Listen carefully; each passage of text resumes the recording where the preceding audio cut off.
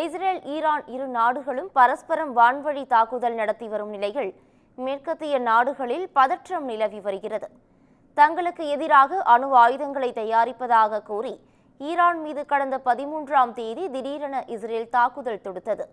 இராணுவ நிலைகள் மற்றும் முக்கியமான அணு ஆயுத கட்டமைப்புகள் மீது நடத்தப்பட்ட தாக்குதலில் ஈரான் இராணுவ தளபதிகள், அணு ஆயுத விஞ்ஞானிகள் என பாதுகாப்பு நிபுணர்கள் கொல்லப்பட்டனர். மேலும் தெஹ்ரானில் உள்ள இயற்கை எரிவாயு சுத்திகரிப்பு ஆலை மற்றும் எண்ணெய் கிடங்கையும் தாக்கியது. இந்த எண்ணெய் கிடங்கு தொடர்ந்து பற்றி எரிகிறது.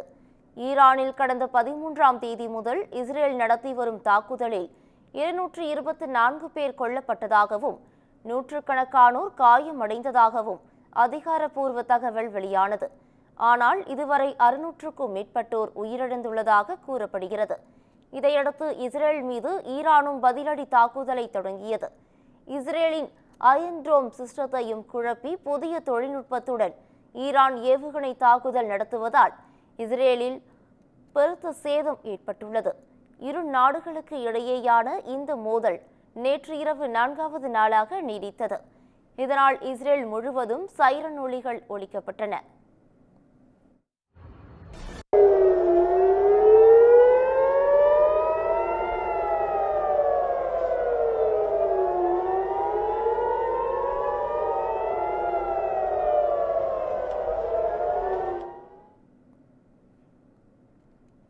இதனிடையே ஈரானின் டிவி சேனல் மீது இஸ்ரேல் ஏவுகணையை வீசி தாக்கியது. இந்த தாக்குதலில் பல பத்திரிகையாளர்கள் படுகொலை செய்யப்பட்டனர். மேலும் டிவி சேனல் மீது இஸ்ரேல் தாக்குதல் நடத்திய போது லைவ் ஒளிபரப்பில் அமர்ந்திருந்த பெண் செய்தி வாசிப்பாளர் ஒருவர் பதற்றத்துடன் தப்பி ஓடும் வீடியோ சமூக வலைதளங்களில் பகிரப்பட்டு வருகிறது.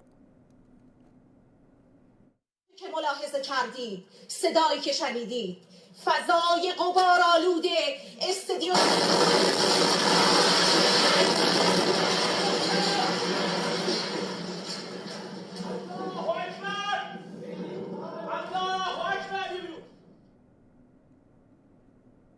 ஈரான் அரசு தொலைக்காட்சியை அந்நாடு இராணுவ நடவடிக்கைக்கு பயன்படுத்தியதாக இஸ்ரேல் இராணுவம் விளக்கம் அளித்துள்ளது. இந்த நிலையில் அரசு தொலைக்காட்சி மீது மிருகத்தனமான தாக்குதல் நடத்தியுள்ளதாக ஈரான் தூதரகம் குற்றம் சாட்டியுள்ளது. இஸ்ரேலின் குற்றச் செயல் அனைத்து சர்வதேச விதிமுறைகளையும் மீறிவிட்டதாக கண்டனம் தெரிவித்துள்ளது. இதற்கிடையே ஆக்கிரமிப்பு பாலஸ்தீன பகுதிகளில் இருந்து இஸ்ரேல் மக்கள் உடனே வெளியேறும்படி ஈரான் இராணுவம் எச்சரிக்கை விடுத்துள்ளது. இஸ்ரேல் இதுவரை கண்டிராத வகையில் மிகப்பெரிய தாக்குதல் நடத்தப்போவதாக தெரிவித்துள்ளது. ஈரான் எச்சரிக்கைக்கு மத்தியில் ஈரான் தலைநகர் தெஹ்ரானில் இருந்து அனைவரும் உடனடியாக வெளியேறும்படி அமெரிக்க அதிபர் ட்ரம்ப் பதில் எச்சரிக்கை விடுத்துள்ளார். தான் கையெழுத்திட சொன்ன அணுசக்தி ஒப்பந்தத்தில் ஈரான் கையெழுத்திட்டிருக்க வேண்டும் என்ற அவர், இஸ்ரேல் உடனான போரில் ஈரான் வெற்றி பெறாது என்றும் இனியும் தாமதிக்காமல் ஈரான் பேச்சுவார்த்தைக்கு முன்வர வேண்டும் என ட்ரம்ப் வலியுறுத்தியுள்ளார்.